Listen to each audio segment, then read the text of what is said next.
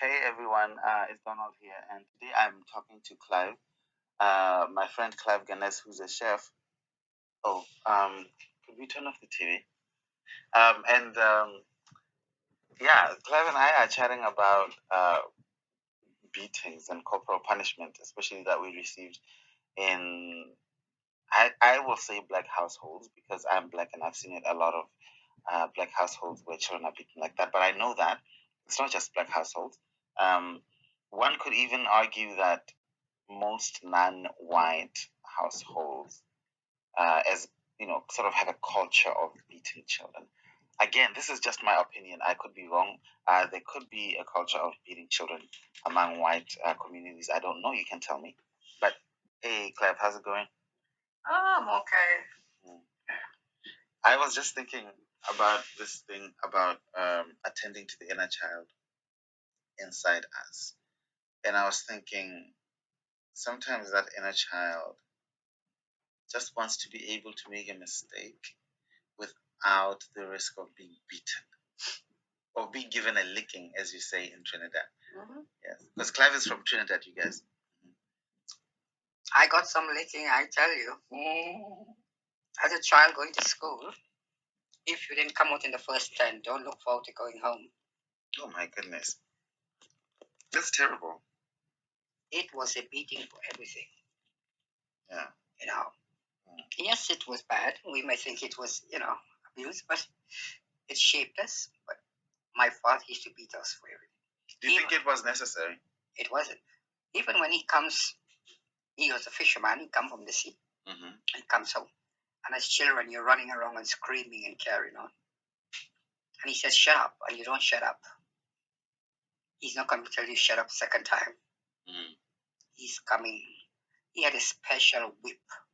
But Clive, just before you go on, you just told me that it wasn't necessary. It was not necessary, right? Yeah, because we are children. So what was the good that came out of it?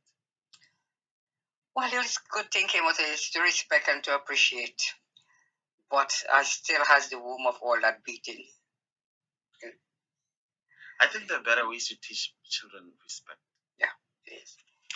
Nowadays, you can't do it because, the kids has their rights. And they said to you, if you beat me, I have a number I'm going to call.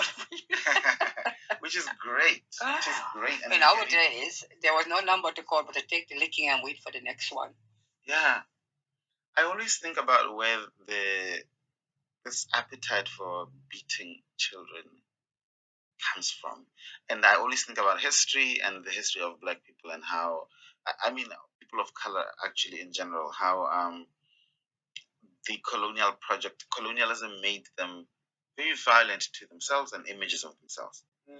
So a child, who looks like you, I mean, these are the same people who cringe when they hear about white children being beaten by anyone. But their own black children, they beat to almost death or to death even. I remember being beaten, and it's not like beaten as a child, a snap on your hands. Mm.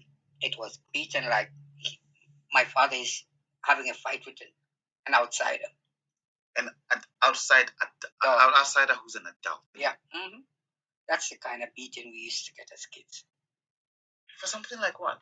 Like what would be like something that would warrant a beating? Even we're playing and we're screaming and he says, "Shut up." And when it comes to beat, he's beating everybody. It's so damaging. Even it was 5, 6 of us, and when you see the end of term and you get your results, line up for your beating. My two bigger brothers, they used to always come up first or second. But me and my other brother, after my two sisters, we used to get some beating for not making it. How did that make you feel? Well, as I said, it wasn't necessary for you to beat us at that. He should be more thing as a father to sit and teach us and make sure we do our lessons and get the marks that he's looking for. But he never had time for us, but he found the time to beat us. Mm. He found the time to transfer the frustration. Mm-hmm. But I think earlier you mentioned that there's a kind of a good side to this and the beating makes people turn out a certain way, responsible, whatnot. Do you still think that? Tell me more. Well, yes, it disciplined me in a way, which is no way to discipline a child. It hurts sometimes, but I think I'm a better person for that kind of discipline because today, when I look at the kids today and the disrespect to elders, the appearance, the way they answer back their parents, it wasn't possible with us. But so you told me that there are ways of teaching children respect without hitting them, and those ways are just as effective, right? It is, but yeah, but then at the same time, it's like, is it worth it for us to be carrying this trauma? Are we better people for having this trauma on our shoulders? I would say better in some ways, but not all the ways. Okay, tell me more. Because the thing about it is that in some ways it's okay, but in other ways we are always looking back. I'm gonna pour myself some rum. Would you like some? Yes, thank you. I pour you some? Yeah. It's always you're looking back of your child. Yeah. I don't know, Clive, because I feel that I mean, we'll move on from this point and just disagree because I don't see any justification for hitting because I think that if it can be done without and still get the same lessons across, then why? Why give the abuse? But I want to move on from the point and ask you, were you hit in school? Oh my God, those teachers, they used to bend you over the desk and whack you in your bum. I remember what? With these really whips. That sound is me pouring rum, by the way. I'm not peeing. Remember one day a guy, one of my school friends, they beat him so bad on his bum that he couldn't sit. And his mother brought him to school the next day and she took his pants down in front of everyone and she showed the teacher, watch what you did to my son, bum. Oh my God. Hit him with what, you said?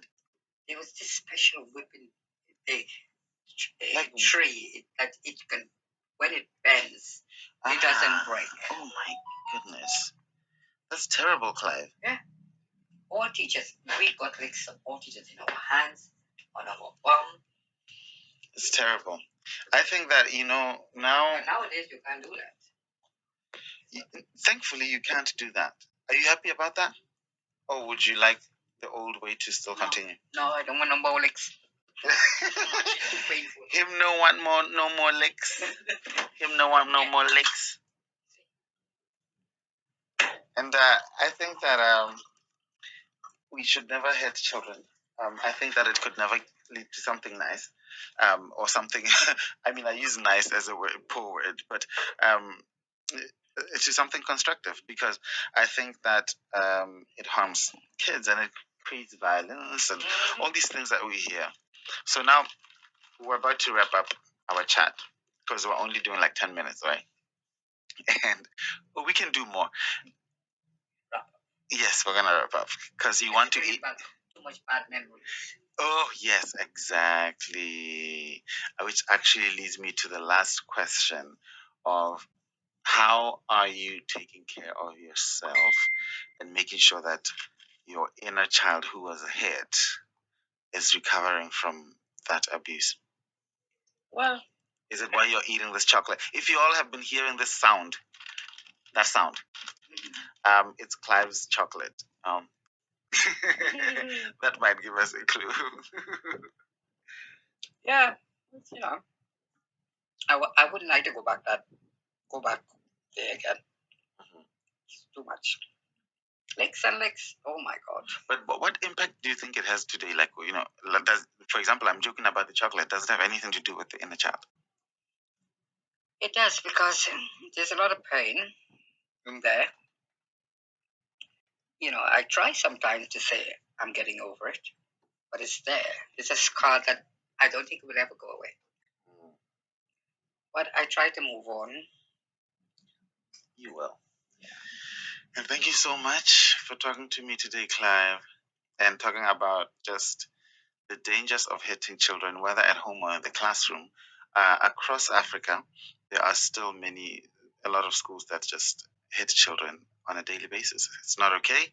It maintains the colonial violence against the black body, and it just harms the child. Come on. So until next time, my name is Donald Molosi. Take care of yourself and take care of each other.